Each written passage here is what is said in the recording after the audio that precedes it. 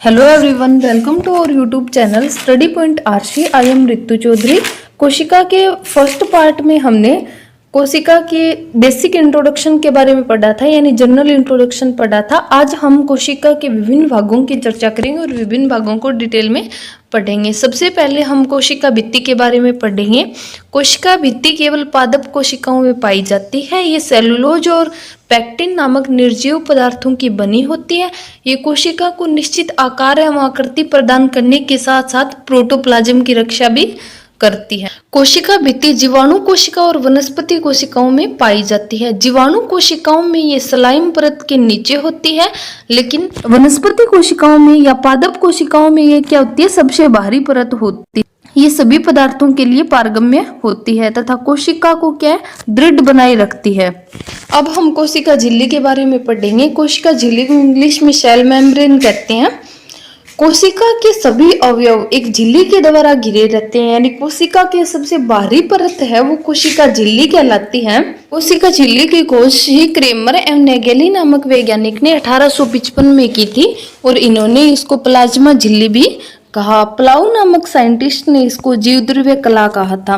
ये अर्धपारगम्य प्रकृति की होती है तथा कोशिका झिल्ली 3 परतों से मिलकर बनी होती है, यानी बाहरी तरफ दोनों तरफ प्रोटीन की परत पाई जाती है, लेकिन बीच के अंदर वसा या लिपिड की परत होती है।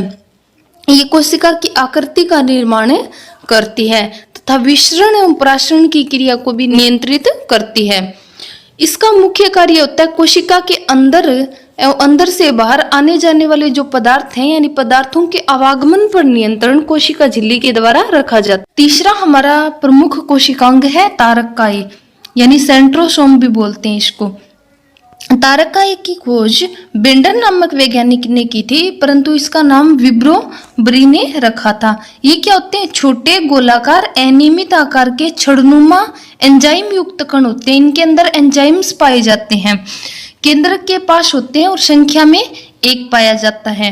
तारकाई के अंदर जो छोटी छोटी रचनाएं होती है उसको सेंट्रियोल्स बोलते हैं और ये समसूत्री विभाजन के समय ध्रुव का निर्माण करता है तथा सीलिया व फ्लैजिला का भी निर्माण करता है। ये स्पाइंडल फाइबर्स का भी निर्माण करते हैं जो कोशिका विभाजन के समय गुणसूत्रों में खिंचाव उत्पन्न करते हैं। फोर्थ हमारा पॉइंट है अंतःपर्दवी जालिका, यानी एंडोप्लाज्मिक रेटिक्यूलम। एंडोप्लाज्मिक रेटिक्यूलम की खोज सर्वप्रथम कियार पोर्टर नामक साइंटिस्ट ने की थी। अंतःपर्दवी जालिका का निर्माण केंद्रक झिल्ली से होता है तथा ये कोशिका द्रव्य और केंद्रक द्रव्य के मध्य संबंध स्थापित करती है।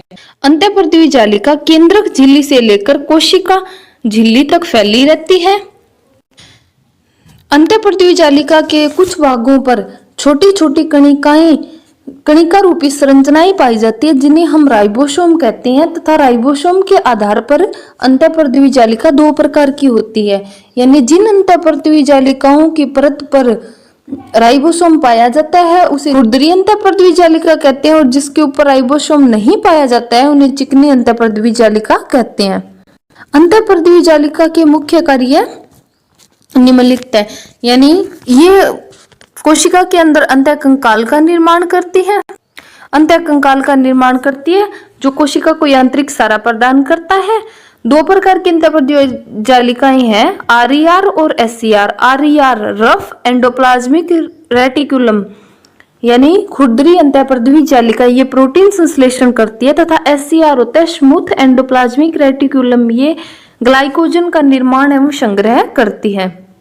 नेक्स्ट हमारा पॉइंट है राइबोसोम। ये क्या होते हैं, अति सूक्ष्म कोशिकांग होते हैं जो इलेक्ट्रॉन सूक्ष्मदर्शी के द्वारा ही देखे जाते हैं। राइबोसोम की खोज सबसे पहले पेलाडे नामक साइंटिस्ट ने 1955 के अंदर की थी।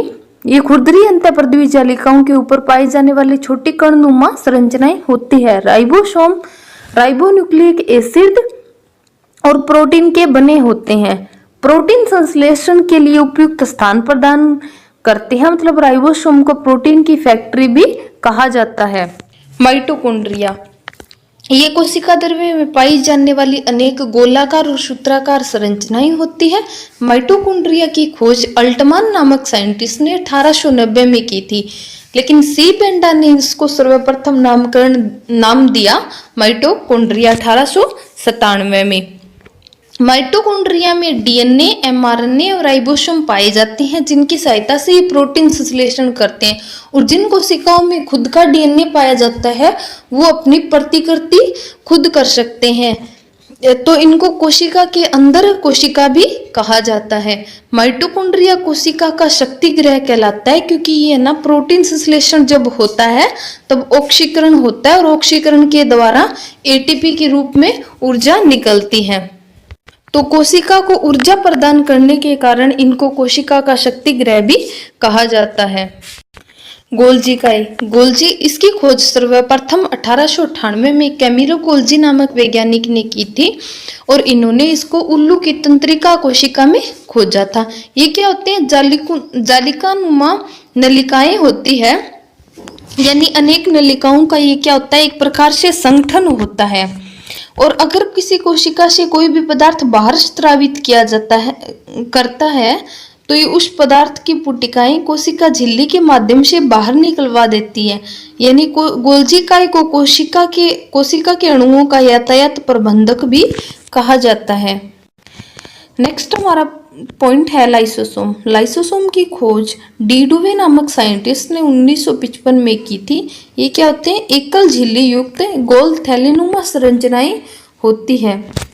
लाइसोसोम के कार्य हैं, लाइसोसोम का कार्य पदार्थों का भक्षण और पाचन करना होता है।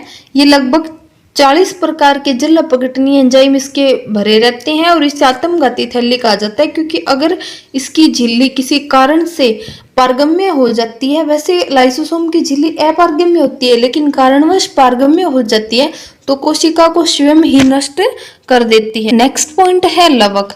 लवक या प्लास्टिड केवल पादप कोशिकाओं में पाए जाते हैं। 3 प्रकार के होते हैं, हरित लवक, अवर्णी लवक और वर्णी लवक। सबसे पहले हम हरित लवक के बारे में पढ़ेंगे।